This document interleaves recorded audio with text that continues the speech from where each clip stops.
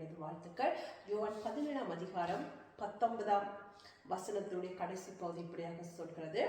John chapter 7, the latter part of verse 19. அவர்களுக்காக நான் என்னைத்தானே பரிசுத்தமாக்குகிறேன்.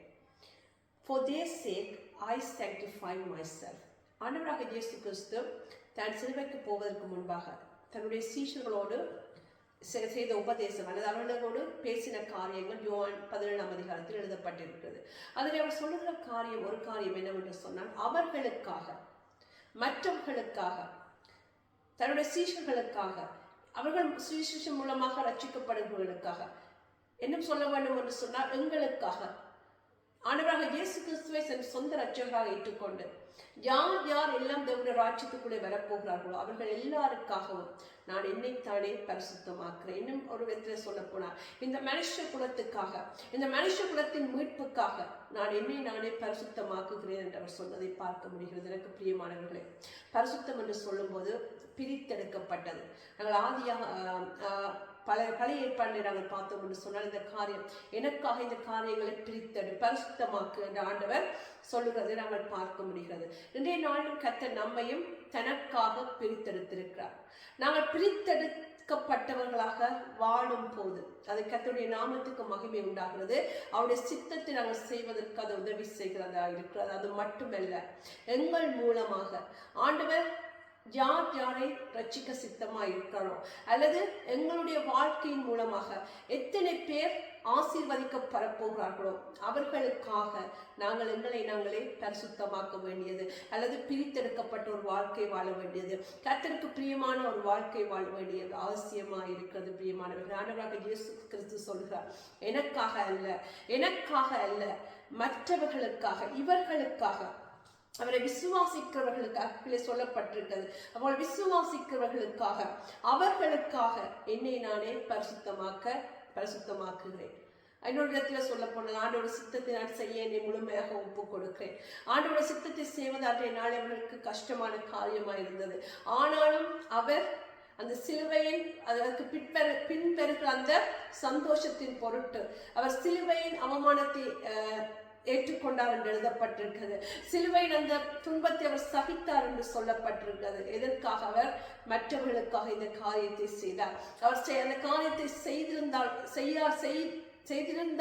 இருந்தபடினால் தான் நாம் எல்லோரும் இன்றைக்கு ரட்சிக்கப்பட்டிருக்கோம். அதை அவர் தவிர்த்திருந்தார். ஆனால் பிதாவை, இந்த பாத்திரம் என்னை விட்டு நீங்க கூடுமானால் நீங்கட்டும், ஆனாலும் என்னுடைய சித்தம் அல்ல உம்முடைய சித்தம் நிறைவேறட்டும் என்று அவர் அந்த கெஸ்தமனே தோட்டத்திலே ஜெபித்ததை நாங்கள் பார்க்க முடிகிறது. அவர் மட்டும் அந்த பாத்திரத்தில் பானம் பண்ணாமல் போயிருந்தார் என்று சொன்னார், முழு மனுஷ குலத்துடைய மீட்பு இல்லாமல் போயிருக்கு. முன்னே நாள் மாணவர்களை பார்த்து சொல்லுகிற காரியம், ஆண்டவர் உங்கள் மூலமாக செய்ய போகிற அந்த ஆசீர்வாதத்தின் காரியத்துக்காக உங்களை நீங்களே பரிசுத்தமாக்குங்கள். பவுல் அப்போஸ்தலர் சொல்கிறார், எல்லாவற்றையும் என்னால் செய்ய முடியும், ஆனால் எல்லாம் எனக்கு தகுதியாயிராது. எல்லாம் நாங்கள் செய்ய முடியும், ஆனால் கர்த்தர் நம்மை பயன்படுத்த வேண்டும் என்று சொன்னார். அவருடைய சித்தம் அவருடைய வாழ்க்கையில் நடைபெற வேண்டும் என்று சொன்னார். அவர் எங்கள் மூலமாக அநேக ஜனங்கள் அவருடைய ராஜ்யத்துக்கு வர வேண்டும் என்று சொன்னார். எங்கள் மூலமாக அநேக குடும்பங்கள் தேவனுடைய பிள்ளைகள் ஆசீர்வதிக்கப்பட வேண்டும் என்று சொன்னார். நாம் எல்லோரும் அந்த பிரித்தெடுக்கப்பட்ட வாழ்க்கையை, ஆண்டவருக்கு பிரியமான ஒரு வாழ்க்கையை, எங்களையே நாங்கள் பரிசுத்தப்படி கொள்கிற வாழ்க்கையை நாங்கள் வாழ வேண்டிய அவசியமாக இருக்குது. எனக்கு பிரியமானவர்களே, ஆண்டவராகிய இயேசு கிறிஸ்து சொன்னது போல, அவர்களுக்காக நான் என்னை பரிசுத்தமாக்குகிறேன், அவர்களுக்காக நான் என்னை பிதாவுடைய சித்தத்துக்கு ஒப்பு கொடுக்கிறேன். அது எவ்வளவு கடினமான பாதையா இருந்தாலும் என் மூலமாக ஆசீர்வதிக்கப்பட போகிற ஜனங்களுக்காக, என் மூலமாக ஆண்டவருடைய ராஜ்யத்துக்கு வரப்போகிற நன்மைக்காக என்னைத்தானே நானே முற்றிலுமாக அர்ப்பணிக்கிறேன், என்னை பரிசுத்தமாக்குகிறேன் என்று ஆண்டவராக இயேசு கிறிஸ்து சொன்னது போல நாங்களும் சொல்ல வேண்டியவர்களாக இருக்கிறோம். யோசேப்புடைய வாழ்க்கையில் இந்த காரியத்தை நாங்கள் பார்க்கலாம்.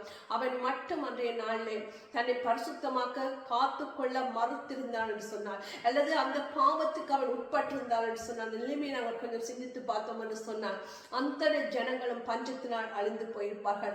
ஆண்டவராக இயேசு கிறிஸ்து இஸ்ரவேல் மத்தியிலே வர வேண்டும் என்பது, யூதா வம்சத்திலே வர வேண்டும் என்பது பிதாவுடைய சித்தமா இருந்தது.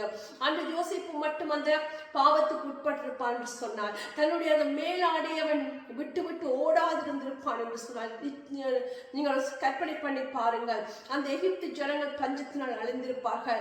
அந்த யூதா வம்சத்திலிருந்து ஆண்டவராக இயேசு கிறிஸ்து வர வேண்டும், அவர் மூலமாக மனுஷ குலம் ரட்சிக்கப்பட வேண்டும் என்ற பிதாவுடைய சித்தம் அன்றைய நாளிலே அது இல்லாமல் போயிருக்கும். அந்த ஜனங்கள் அழிக்கப்பட்டு போயிருப்பார்கள்.